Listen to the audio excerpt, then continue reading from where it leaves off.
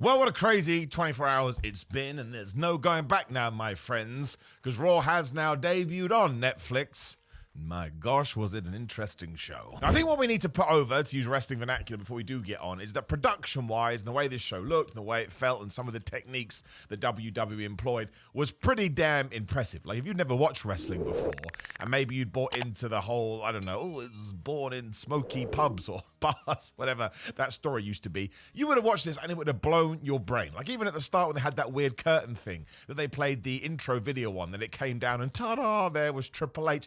It was just so well done from a presentation standpoint. To the point, this is neither here nor there, but it popped into my brain. I think AEW could capitalize on this and just go so far in the opposite direction, they will feel like a totally different alternative, which will help them no end. But I don't think anybody could help not be impressed by the look, the feel, some of the camera cuts, the way that it was put together. It was incredible. And I think we absolutely need to give praise where praise is due. And if they do keep doing this, then we absolutely are entering a new era. Like, I can't remember the last time I sort of watched WWE and felt like they made a jump forward. I guess when they switched to high definition, that was probably the last time it felt that way.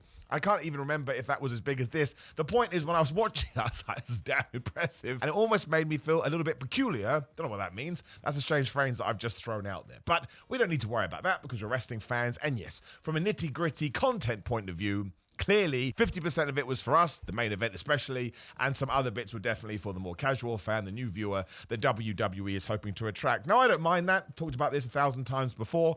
Wrestling never stops. We're going to get episodes every single week. So if there is going to be one made that's not for me, I just shrug my shoulders and go, meh, and I move on to the next one. But there were some disappointing elements to this, and it's the thing that everybody is talking about because, yeah, The Rock was not the final boss. The Rock was Dwayne "The Rock" Johnson. We actually said that on the video that I did yesterday, which has now aged horribly. If you want to laugh at me, you should absolutely go and watch it. But we did say that we will know what's going to happen at WrestleMania based on which version The Rock does turn up. And this wasn't the final boss. This was very much the co-owner, or one of the owners, however you want to put it, of WWE. And he started off the show and he came out. And listen, he was mega over. The reaction was massive. And Dwayne Johnson is a very likable chap. I can't think of a better way to put it, but there's nothing wrong with him doing this, right? He comes out. I said this on Ups and Downs. Again, make sure you subscribe to What Culture Wrestling. Make sure you subscribe to me as well. But when he does talk and he does do his PR and his press, his interviews, his media, it's great. Very easy to listen to a guy. Often has a nugget of wisdom in there as well. But it's a wrestling show. This is Raw. And one of the reasons people were so excited for The Rock to come back is because we are on the road to WrestleMania and we wanted to see what he was going to do. It turned out what he was going to do is say that Cody Rhodes is brilliant, Roman Reigns is brilliant, and then just go and give everybody a hug. Now, there was a niceness to this. I enjoy seeing human beings be wonderful to each other, but especially during his opening speech where he was just dropping all their PR lines, which again, totally fine. WWE has done this before and they will do it again. Cody was just magically there at ringside, which I found very peculiar, and they laughed off the Mama Rhodes stuff. Now, again, there is something interesting to this, I suppose, and if they're not going back to Cody versus The Rock, I guess you can do that. I would prefer they did it in a backstage skit or something for social media. But they acted like this happened 422 years ago. I checked my fake watch, and it was like 10 months ago. So, and that was a really cool angle, right? It was heated and it felt different for WWE. There was a bunch of blood. I mean, genuinely, if you're going to run down sort of the best angles ever done on Raw, I think The Rock whooping Cody Rhodes' ass outside his bus should probably rank pretty high because it was just like, oh my gosh, I can't believe we're doing this. But we did just sort of, sweep it all under the rug. And I think my biggest issue with it was, again, just to repeat myself so people don't go crazy, big fan of Dwayne Johnson. Absolutely great. But when I tune in to see him on WWE television, what I want to see now, given that it has been presented this way, is the final boss. And I think if you have brand new people tuning in, they should want to see the final boss as well, because I'm just completing myself.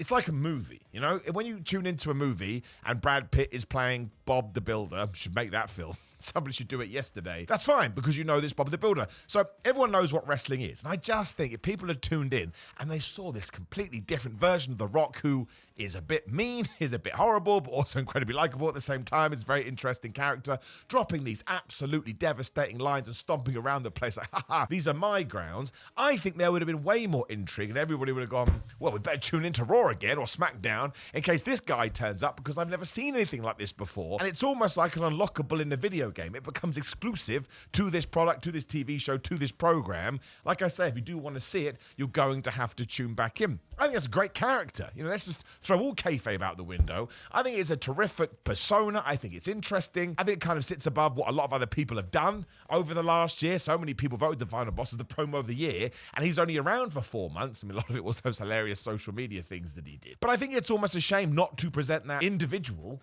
to the world, because again, I just keep doubling down on it. It's like a movie. In movies, Brad Pitt can play Bob the Builder, he can play Barney the Dinosaur, he can play, I don't know, Lion-O from the Thundercats, and we all know it's Brad Pitt, but you suspend your disbelief. So seeing just The Rock come out as Dwayne Johnson, it's just like, man, and also especially because now, if he is working WrestleMania, the retcon job we're going to have to do there, I still do think there is a slight chance it could be Roman Reigns versus The Rock. No way is it Cody Rhodes. I wouldn't, even me, Mr. Positive Pete, will not support that one. I mean, I'm sorry, you can't do that. You've gone way too far in the other direction. But given that Roman Reigns won the Tribal Combat match, he is officially the Tribal Chief. That's what OTC should be, the official Tribal Chief. And he gave him the Ula Fala. You could still do something down the line when The Rock comes back and goes, ha-ha, you know, there'll be a way to do it, right? It'd be a bit silly, but it wouldn't be that bad. And there is the Roman Reigns acknowledgement ceremony on the January 27th Raw, so maybe we can do it there. I don't know. My gut now, and I always get this stuff wrong, so don't listen to me, it's a really bad idea, is that The Rock probably isn't working WrestleMania. Everyone says that he has Moana 2 reshoots to do, or the live-action Moana, I should say, reshoots to do, and it is a shame. I think any pay-per-view is better with The Rock on it, especially WrestleMania, because he brings so much star power to proceedings, but this has certainly led me to believe in my own guess speculative world that he won't be there, and that's not a problem. So on the video yesterday as well, if you do Roman Reigns versus CM Punk and Cody Rhodes versus John Cena, and I'm absolutely convinced that we're getting Cena versus Cody, which is a huge match, that is a great WrestleMania weekender. But I did think it just took a little something away from the show, again, if you're a hardcore investing fan. But I'm sure WWE took that into account and said, yeah, but a lot of people aren't going to be that. And they wanted to present The Rock that maybe more people are aware of. I just think we could have taken more risks. And I suppose that was a theme that ran throughout the show. We only had 4 matches.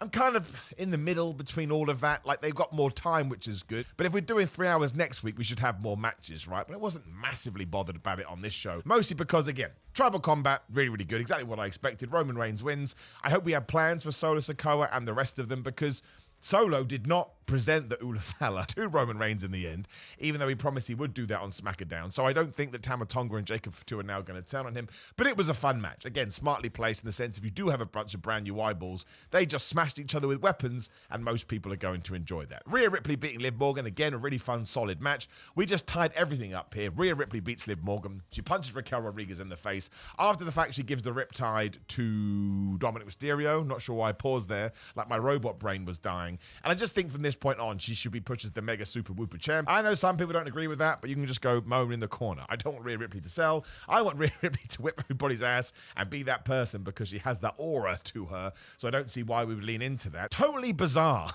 The Undertaker turned up afterwards. I was laughing out loud because I like to watch wrestling as if it's, I don't want to say real, that's an unfair term, but as if what I'm seeing is actually taking place in the world. And it would mean that The Undertaker rode his motorcycle to the backstage area. Didn't tell anyone, and was like, oh, by the way, when Rhea Ripley wins the women's title, I'm going to go out, I'm going to drive by her, I'm going to do a little spinny around the ring, and then I'll come back and we'll do my pose together. I mean, Rhea Ripley, the person who is a wrestler, was over the moon. You could see it in her face. And in terms of trying to tell your audience you need to pay attention to Rhea Ripley, really good idea. But for someone just watching a random episode of television, it's like, who's this crazy motorcycle guy? So weird, but whatever. I mean, it comes and goes. We'll probably never talk about it again. Jey Uso versus Drew McIntyre was a very interesting match. I think the fans had totally worn themselves out cheering for Jey Uso. He is wonderful, especially because he came out with Travis Scott. I mean, that was the coolest thing ever. But I just think Drew McIntyre losing is the wrong decision. And again, you do need to let these things play out. But Drew McIntyre, ever since he has come back from that Hell in a Cell match, which he did get defeated in, has felt dangerous and felt like he's got a chip on his shoulder and felt like he's got a bit more of an edge than Adam Copeland. He went to AEW and is also now just called Cope. And I just think Jey Uso is a strong enough babyface. Because I know the commentator said something like, I think Drew has beaten Jey Uso 3 times and Jey Uso's never beaten him. Well, build up to that like you're doing the Sammy thing. I don't think you need to do it on not necessarily a random episode of Raw. I just didn't think that Drew needed to lose, and I didn't think that Jey needed to win. If Drew McIntyre had cheated here, and then next week was all like, I'm the best, and we're like, oh, you devious Drew, we know what you were doing, and Jey Uso was allowed to talk about it just to make it very clear it wasn't his fault, for lack of a better term, I think that is way more interesting when it comes to characters, and especially because it was the most devastating move in all of sports entertainment, the surprise roll-up. I don't know, that felt flat to me, and again, the fans, I think, had totally wiped themselves out by cheering. But again, there's a way to retcon this as well. I don't think it's going to affect Drew or anything like that. But Sami Zayn does have to beat him soon as well. I think maybe Sami should have beaten him at WrestleMania or whatever it's going to be. But I don't know. Sometimes things jump into my brain, into my tum-tum, and I can't get rid of them. But it was still pretty good. It felt like a big match. And the best thing on the show, as far as I'm concerned, I thought Seth Rollins versus CM Punk was truly tremendous. Well worthy of that main event spot, especially because there was no championship on the line. And they still were able to pull it off like, oh my gosh, I'm invested. And I want to see what's going to happen. And it really was because it stood out as a WWE main event. Usually the tribal combat would have been in the main event slot. And as always, it's crazy. It was ludicrous. It was over the top. Everybody ran in, including Kevin Owens and Cody Rhodes. And I want more of that. I don't want it to go away. I think WWE pulls it off better than anybody. But then you really had more of a fight for your main event with Seth and CM Punk. And yeah, I thought it was tremendous. I thought it was can't take your eyes off this. And I really didn't know who was going to win. I had gone with Seth Rollins winning because I think that CM Punk will be the champion in a few months. And usually what WWE likes to do is, oh, you can lose here because you're going to become the champion and it's going to be totally fine. But we didn't do that, and there was no shenanigans, and it was just two absolutely brutal GTSs. I think the second one, he may have caught Seth Rollins a little bit because he seemed a bit concerned afterwards. But just a hard-hitting, I want to beat you, you want to beat me, we don't like each other wrestling match. And I think I would have been surprised either way because I really couldn't call it. But you did have that kind of shock. Oh my gosh, CM Punk just beat Seth Rollins. It was brilliant. They're main eventers, they're Hall of Famers, they're legends. I think they're both tremendous. And I think they both bring something incredibly unique to proceedings. And this is a feud you can do forever, right? It's a forever feud. And I only saw parts of this, so forgive me if I've got it wrong. But I also think it's worth shouting out that in his post-show interview after he'd done the match, CM Punk mentioned Chris Bay. I thought that was super duper cool because it's not wrestling, it's a part of life. Things happen, and when they are sad, we try and move on from them as human beings, and we don't talk about them enough. So I think to keep Chris Bay's name out there, who must be going through a horrible time because we still don't know, was a super nice thing to do. And again, I think the GoFundMe is still going. If you do have some spare pennies, throw it in there so that when Chris Bay is good to go again, at least even his normal life, he has some funds to rely on. So outside of that, very disappointed we didn't get the New Day versus Rey Mysterio in a mystery partner. Now it seems like we're going to do Chad Gable versus Pentagon next week. Penta has been revealed as being in WWE. We got a video and it just said Penta. So again, unless WWE is lying to us, it's going to be him. It sounds like it's Chad Gable because, of course, Chad Gable saw Adam Pearce and was like, I want to face the best luchador in the world, which is very good for Penta. The fact that WWE even scripted that line, they're probably going to push him. I made sure I put this on my social media at simonmillermedia316. If WWE does want to have Chad Gable in the ring, and then before Penta debuts, R-Truth comes out in a lucha mask to pretend that he's the best lucha in the world, I'm not going to be against it. Some people get mad at that. Simon, stop ruining wrestling with your goofy wrestling. But it's for life, bro. What do you want me to do? But I was disappointed we didn't get that match because I was ready for it. Still thought the New Day were great on the show. Just become the biggest assholes ever. And insulted Kendrick Lamar. It was so good. This is why you want Xavier Woods and Kofi Kingston on your roster. Talk about topical beef. And they even said, oh, we think Drake won the war. It was a round of applause. And there was a bunch of Netflix people on this as well. We had Gabrielle Iglesias, who's got a special coming out. We saw Macaulay Culkin, who genuinely got the biggest pop of the evening. We saw Topanga from Boy Meets World, and Eric from Boy Meets World was there as well. And they didn't mention Will Friedle on commentary. The first thing I got mad about on Ups and Downs. That is offensive, man. If people from Boy Meets World are going to turn up, you give them a lot of love. I know Shea Jackson Jr. was there too, which I thought was really cool, that I'm going to keep saying, until the cows come home. And that was more or less the show. Like, it was so weird. It went 3 hours. And I wouldn't say that it was padded, and me personally, I love the fact I didn't get commercial breaks anymore. I saw Solo talking smack. I saw all the little extra bits between Seth Rollins and CM Punk, which they were working damn hard, man. Obviously, the live fans are still there. And we've got a couple of video packages too, which was totally fine by me. And we also halfway through saw The Rock hugging everyone, which was strange. And of course, the other talking point is everything with Hulk Hogan. He came out and he got booed. He was clearly very, very upset about this. I don't want to get into it because I'm sure that nobody tunes in to talk about the, what's the word I'm looking for, the nastier side of life or the more controversial side of life, I think is probably a better term. But I don't need Hulk Hogan on my WWE television anymore. I have talked about this on the video, so I encourage you to find them because I don't want to get bogged down with it here. But yes, I think all things considered, what he did do a few years ago, we don't need him on TV. But that's just my opinion. Doesn't take away from what he did in the ring. Doesn't take away from the fact that without him, WWE would not become the beast it is today. But I just think what he did was absolutely terrible. So we will just leave it there. Damian Priest and Rhea Ripley also cut a quick promo as well. Essentially, next week, we're doing Damian Priest versus Finn Balor in a street fight. That will be the end of the Judgment Day stuff. And I would imagine in two different guises. Damian Priest should win that and then maybe move to SmackDown to start a proper feud with someone. And the Judgment Judgment Day should break up. Listen, given how the Judgment Day started with Edge pretending to be the devil and moving on to being a real star-making vehicle, it's all good that we bring that chapter to an end. It did its job. And the next time WWE wants to build a stable, I just hope that we remember this and we stick with it and we allow people to grow, right? And we allow people to become stars. I think it's been truly tremendous, and I'm sure you can put Finn Balor, JD on one side and Carlito and Dominic Mysterio and Raquel Rodriguez and Liv Morgan on the other. But it just, I mean, maybe I'm forgetting something, but even if I am forgetting something, it's not great that I'm forgetting it, is it? It kind of felt like maybe this was just missing a surprise or a shock. Again, we did get a damn good main event, which I don't want to ignore, because I think that's fair, because they worked so damn hard. Same for the Tribal Chief match, but maybe it didn't live up to my expectations that I had created for myself. That's totally on my shoulders. But I thought, given it was the first episode of Netflix, I mean, listen, I made some bizarre, in hindsight, predictions for all of this. I did think the show at one point would not end, but have a moment where The Rock would be wearing the Ula Fala to build all that kind of a stuff. I thought that Becky Lynch would interrupt Rhea Ripley afterwards just to get you interested and invested about what's going to come next week. I did say that Roman Reigns would go, ooh, ah, so I got that one right. And I thought that John Cena would be interrupted by a Logan Paul, although I secretly hoped it was going to be Cody Rhodes. Although the John Cena stuff was brilliant. I actually think that may have been my second highlight, because he just comes out, he just knows how to talk to people. He mentions how he started here in Los Angeles, California. Then he talks about his losing streak. He didn't deserve the 17th World Championship, but he promised his fans he'd always fight for them. So he enters himself into the Royal Rumble, and he even says, I'm going to win the Royal Rumble. Now, listen, you can say it's so on the nose that he's not going to win the Royal Rumble. Totally fine. But also, sometimes the hero of the day say he's going to do something, then he walks out there and does it, is also totally fine. So John Cena is just in wonderful la peaches and cream land. What I would like to do, and this doesn't work, because again, I do think it will be John Cena versus Cody Rhodes, but he mentioned the Elimination Chamber at Money in the Bank. It would be great if he screwed up at the Royal Rumble, then screwed up at the Elimination Chamber, but then became Mr. Money in the Bank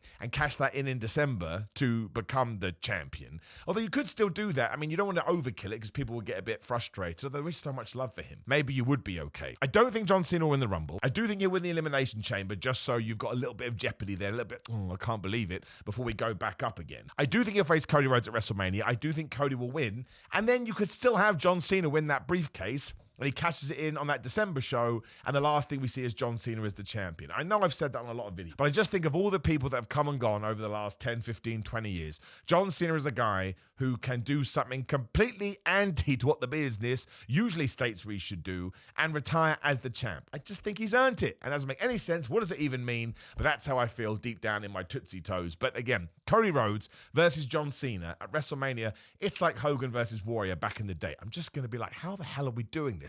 Two of the best good guys WWE have had over the past 2 decades.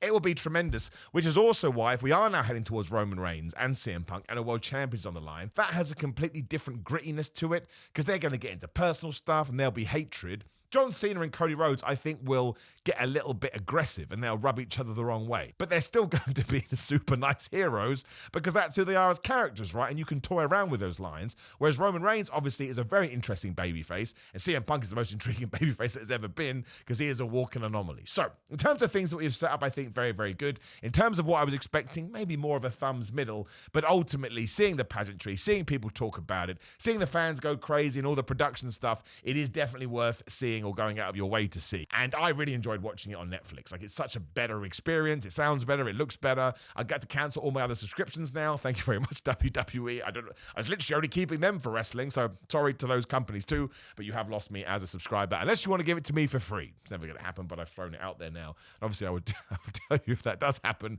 it feels like something you probably have to be transparent with. But yes, an interesting show, and one I think I will ponder over for a long old time. Filled with star power, but kind of felt like some advice my dad gave to me a long time ago. Anytime I got a new opportunity in life, I always thought that you then had to change how you did things. I used to do video game reviews for Sky, not trying to put myself over to use wrestling terms again. But I remember thinking to myself, oh man, you're going to have to present completely differently.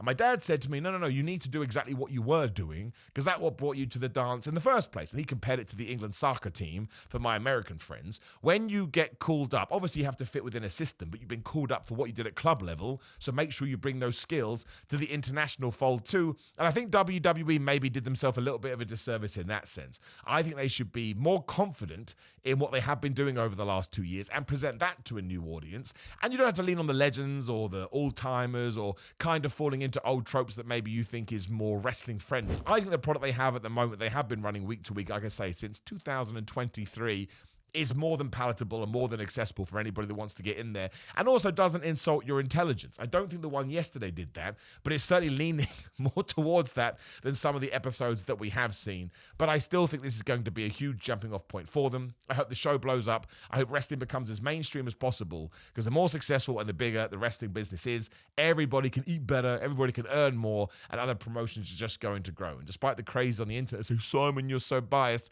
I don't care specifically about AEW or WWE or Ring of Honor or Impact. I care about wrestling, and because those companies exist within that, I want them all to prosper, and I want them all to do as good as possible. I should probably mention that, yes, the Royal Rumble 2026 in Saudi Arabia, I don't like that either, but again, that ties in to the stuff we did talk about earlier. More importantly, thank you for joining me. Click the video on the screen. You'll laugh, man. Go listen to my Rock predictions. I don't know what I'm talking about. How I ever got a mini platform like this, I will never know. Like the video, share the video, subscribe, click the notification bell. Make sure you leave a comment, go Simon, you're such a bald idiot. The whole video was sponsored by Gorilla Mind. Go to gorillamind.com. Use code Simon to get 10% off and often more % off these fitness supplements I use. Otherwise, there's Patreon, there's Twitter, there's Instagram, there's TikTok, there's Simon Miller on Cameo, there's Simon Miller Pro Wrestling Tees. All of those things are there. Any support is supported. Otherwise, my friends, keep enjoying wrestling, keep being positive, and I'll see you soon.